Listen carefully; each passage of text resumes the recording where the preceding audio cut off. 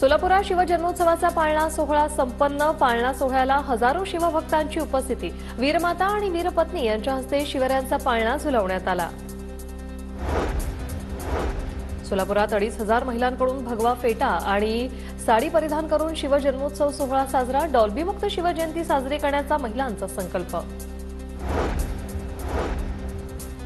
सोलापूरच्या माळशिरसमधील नातेपुते येथे दाते प्रशालेत मातृ-पितृ पूजन सोहळा साजरा। विद्यार्थ्यांच्या सर्वांगीण विकासासाठी मातृ-पितृ पूजन कार्यक्रमाचं आयोजन।